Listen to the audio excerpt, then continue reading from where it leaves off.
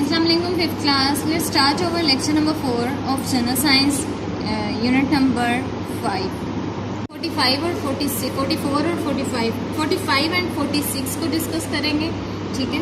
Okay, इस page पे हम लास्ट टाइम हम डिस्कस कर चुके हैं, आपको पता है न्यूट्रिएंट्स के बारे में। अब हमारे पास आ गई हैं टाइप्स ऑफ डिजीज़, ठीक है। डिजीज़ की कितनी टाइप्स होती हैं, ठीक है। डिजीज़ बेसिकली क्या होता है? Disease is a condition that does not allow the body to work properly.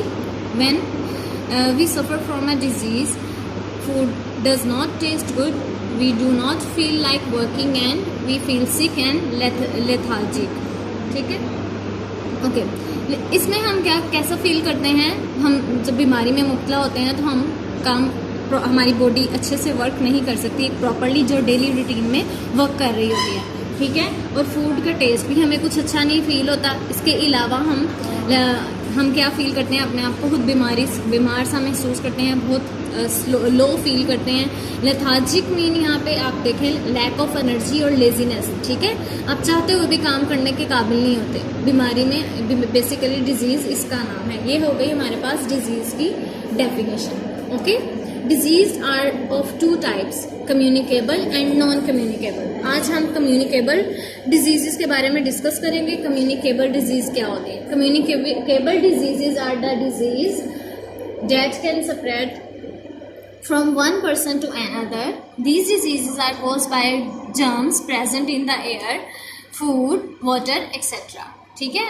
Communicable disease कैसी डिजीज़ होती हैं? हमने भी पढ़ा, जो कि एक पर्सन से दूसरे पर्सन से की वजह से फैलती हैं, ठीक है, ट्रांसफ़र होती हैं। जैसे अगर किसी एक शख्स को एक बीमारी लगी हुई है, फॉर एग्जांपल फ्लू, ठीक है, तो उसको मतलब उसे आप थोड़ा सा सेपरेट आपको मतलब दूरी इख्तियार करनी चाहिए, क्योंकि उसकी वजह से आपको भी दूसरे पर्सन को भी फ्लू हो सकता है, ठीक है।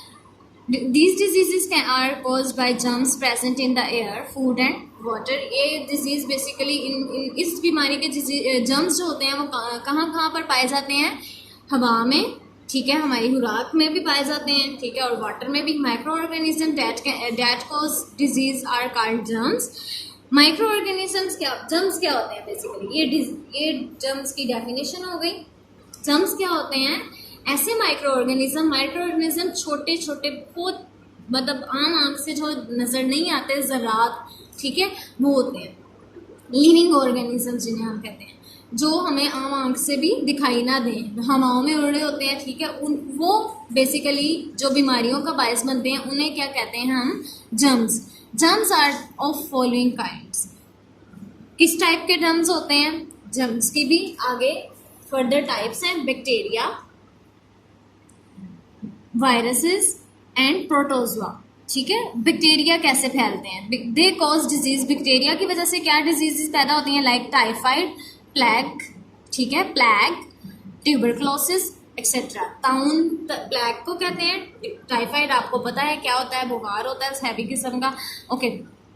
वायरसेस क्या होते हैं? दे कॉज डिजीजेस लाइक मीजल्स, ठीक है, खसरा बीमारी है एक, ठीक है, उसको कहते हैं। Chicken pox, AIDS etcetera.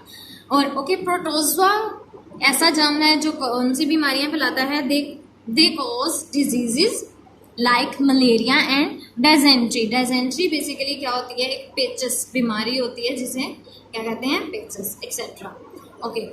The disease causing micro organism are transfer from one person to another through the various ways. These diseases are also known as infectious disease. जो डिजीज एक पर्सन से दूसरे पर्सन में transfer होती हैं micro organisms के जरिए, या उन्हें हम बेसिकली क्या कहते हैं कि उससे कौन सी बीमारी लग गई है? इन्फेक्शियस डिजीज़, यानी कि मुतासरा बीमारियां भी उनको कहते हैं, जो एक पर्सन से दूसरे पर्सन की तरफ असर करती हैं, ठीक है। Spread of communicable disease. Communicable disease कैसे फैलती हैं, ठीक है। Infectious disease spread in different ways. They are direct and indirect contact। तीन तरीकों से फैलती हैं, डायरेक्ट एंड इंडायरेक्ट कॉन्टैक्ट से, एयर से, एंड बाय इंसेक्ट्स, ठीक है। Direct in contact with an infected person or animal can give you a disease. When you have a cold, it can easily pass to a healthy person if the same handkerchief is used. Open sores, boils and saliva of an infected person also contain germs that spread infection. ठीक है, कैसे direct contact हो सकता है किसी animal के साथ या एक पर्सन के साथ। आपको जब सर्दी फील होती है उस वक्त भी आप फील करते हैं कि एक हेल्दी पर्सन एक इन्फेक्टेड पर्सन के पास बैठा हो, या उसकी कोई रुमाल वगैरह यूज़ कर ले, या उसको कोई ऐसी चोट लगी हो जिसकी वजह से उसका जख्म खुला हुआ हो, उसके जर्म्स उसमें ट्रांसफ़र हो सकते हैं। इसके अलावा जो सलाइवा उसका होता है, थूक या छींकों से जो पानी निकलता है मुंह से, उसकी वजह से भी इन्फेक्शन हो सकता है। ये डायरेक्ट और इनडायरेक्ट कॉन्टैक्ट होता है। ठीक है, उसकी कोई चीज़ यूज़ करने से इन्फेक्टेड पर्सन की या इन्फेक्टेड एनिमल्स की, इस तरीके से ये बीमारियां फैलती हैं। दूसरी बात क्या है, air. On coughing, spitting and sneezing, the germs from the mouth of an infected person are thrown out into the surrounding air. Healthy जाहिर सी बात है, खांसी करने से या छींकने से और थूकने से जो जर्म्स हवा में फैलते हैं, ठीक है, उसकी वजह से भी जाहिर सी बात है वो जर्म्स हवा में चले जाते हैं और हेल्दी पर्सन को वो हवा जब वो सांस लेता है तो हवा अफेक्ट करती है। A healthy person when breathes this air, he or she also gets infected. Tuberculosis, chickenpox, mumps. Mumps basically क्या होता है गले का स्वेल हो जाना, आपका गला जो है थ्रोट है वो उसमें स्वेलिंग आ जाए। एंड मीजल्स के बारे में अभी हमने पढ़ा, क्या होते हैं, हसरा। ठीक है, और some diseases that spread through airs. Insects से कौन सी बीमारियां फैलती हैं? Okay, just as flowers use insects to carry their pollen to another flower. आपको पता है कि फ्लावर्स में जो इंसेक्ट्स होते हैं वो क्या करते हैं, जैसे बटरफ्लाई एक फ्लावर के पोलन ग्रेन्स दूसरे फ्लावर में ट्रांसफर करती है। ठीक है, germs use insects like mosquitoes and flies to enter our body. ठीक है, ऐसे जर्म्स जो इंसेक्ट्स को लगे होते हैं, जैसे मॉस्किटो जो मच्छर वगैरह है या मक्खियाँ वगैरह हैं, आपको पता है वो फूलों पर भी बैठती हैं और उन पर भी, और इसके अलावा हवा में भी मेन उनका मतलब रहन सहन होता है। ठीक है, जिसकी वजह से उनको जर्म्स लग जाते हैं, ऐसे इंसेक्ट्स को जर्म्स लग जाते हैं। अब वो जब वो किसी बॉडी में एंटर होते हैं, कैसी बॉडी में एंटर होते हैं, यानी कि किसी इंसान को काटते हैं, ये मच्छर वगैरह और ये मक्खियाँ वगैरह जब एक इंसानी हेल्दी पर्सन के पास आती हैं तो उसकी वजह से वो अफेक्ट कर जाता है। These insects are called vectors. ऐसे मतलब ये जो इंसेक्ट्स हैं जो इन्फेक्टेड होते हैं उनको हम क्या कहते हैं, जिसकी वजह से जर्म्स बॉडी में एंटर होते हैं, उनको क्या कहते हैं हम, vectors. When they bite germs enter our body, malaria and sleeping sickness are some. जब ये इंसेक्ट्स हमारी बॉडी को बाइट करते हैं या किसी भी पार्ट को बाइट करते हैं, कट कर देते हैं, तो उसकी वजह से जर्म्स एंटर हो जाते हैं हमारी बॉडी में। Malaria and sleeping sickness are some of the diseases spread by insects. ठीक है स्टूडेंट्स, अब यहाँ पे हमने इसकी इंसेक्ट से जो बीमारियाँ पैदा होती हैं वो भी हमने डिस्कस कर लिया। Open the next page.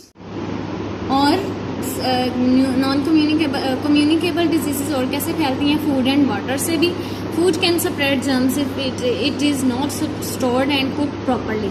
Vegetables and fruits needs to be washed and stored carefully. Water is carrier of many diseases. Food poisoning, diarrhea and jaundice are some diseases caused by communicated food and water. ठीक है, ये सब बीमारियाँ आपको मतलब आप healthy food नहीं खा रहे, जैसे कि ऐसी फूड जो अच्छी जगह मतलब एक प्रॉपरली स्टोर ना हुई हो और अच्छी तरह से पकी भी ना हुई हो।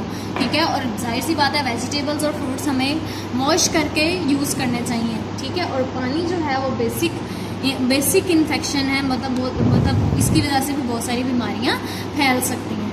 ठीक है, तो आपको पानी को भी उबाल कर या ठीक है फिल्टर्ड वाटर यूज़ करना चाहिए। फूड पॉइजनिंग इससे हो सकती है अगर आप खराब फूड खाते हैं या वो फूड जो प्रॉपरली स्टोर ना हुई हो, अच्छी तरह पकी ना हो, और इसके अलावा आपको डायरिया हो सकता है और जॉन्डिस भी आपको हो सकता है।